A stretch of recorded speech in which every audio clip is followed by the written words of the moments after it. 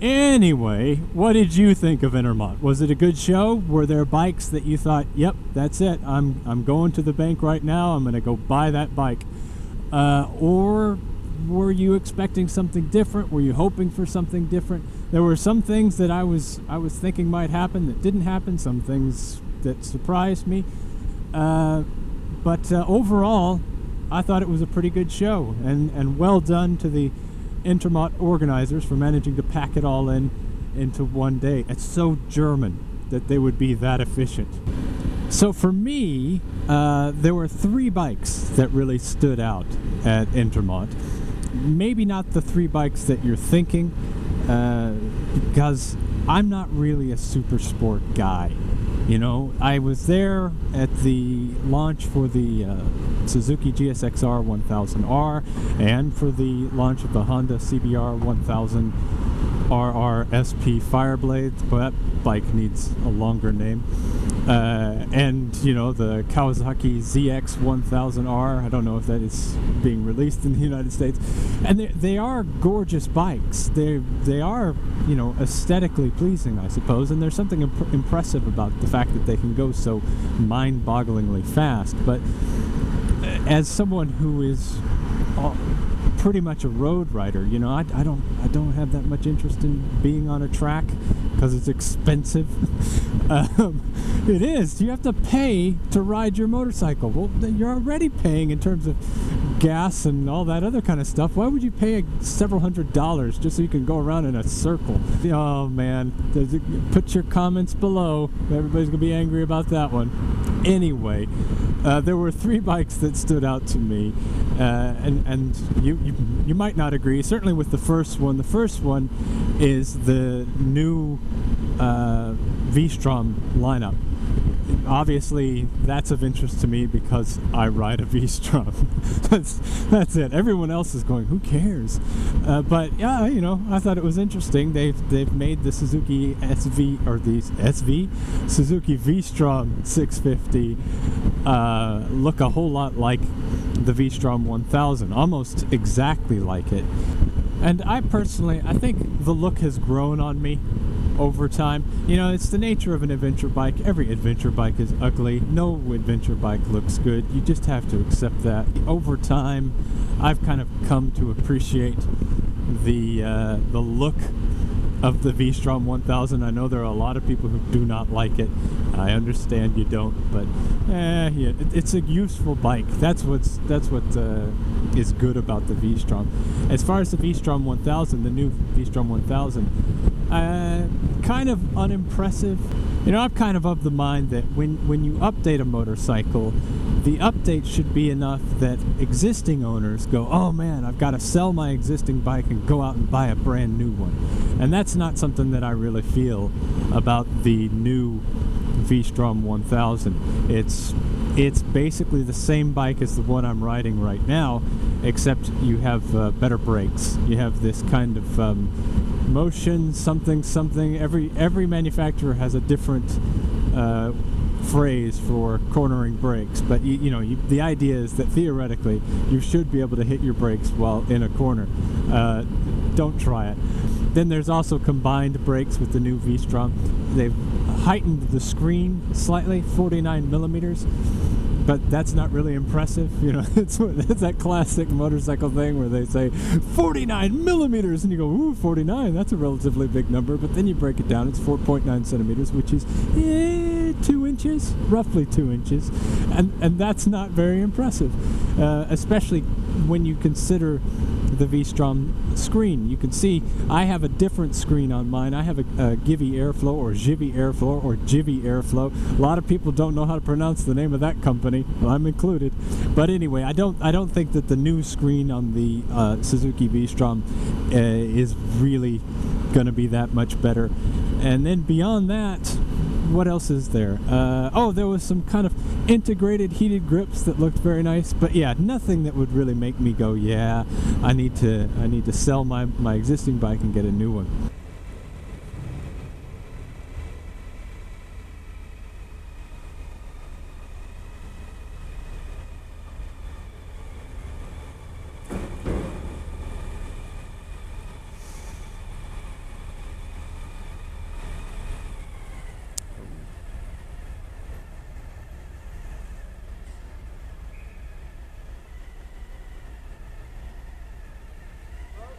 Ja. Sehr gut.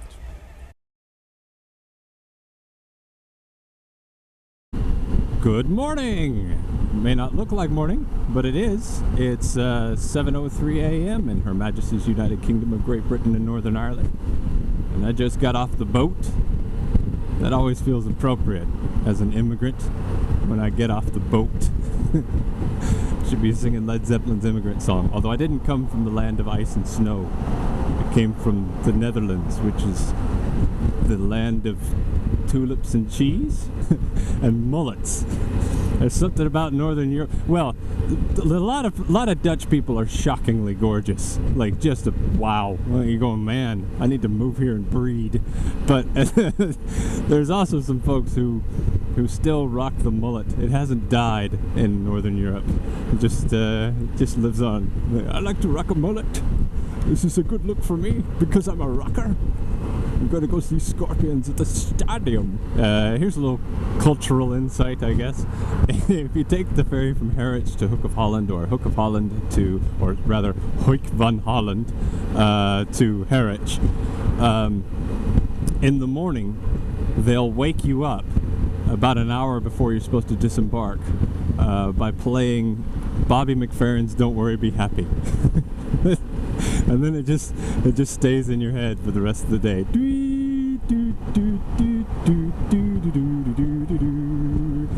Don't worry.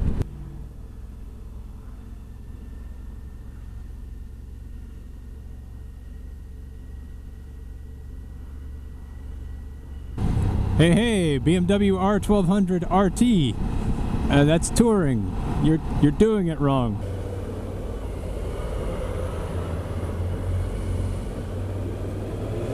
Yoo-hoo! So another bike that tickles my fancy from Intermot is the Honda CB1100, the made-over Honda CB1100 EX, and is it SR or RS? I can't remember off the top of my head, so I guess for the sake of discussion, let's just say SR. And if I'm wrong, that's an early Christmas present to the trolls. The trolls love it when we're wrong. You guys are so stupid, you're so wrong, you're just morons, you're so unprofessional, you're incompetent, you just can't speak everything with... Calm down, take a breath, it's okay.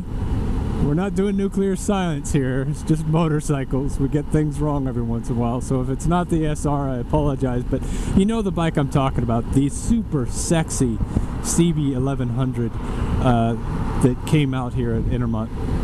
And I haven't seen any pictures that do it justice. It is something you have to see in person, because I saw it in person and I fell in love with that thing. It is gorgeous, top to bottom, back to front.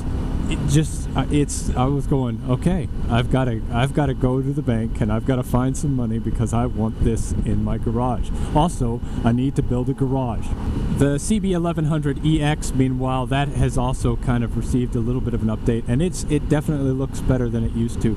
I think that's the goal with these bikes. It's kind of like the BMW R9T.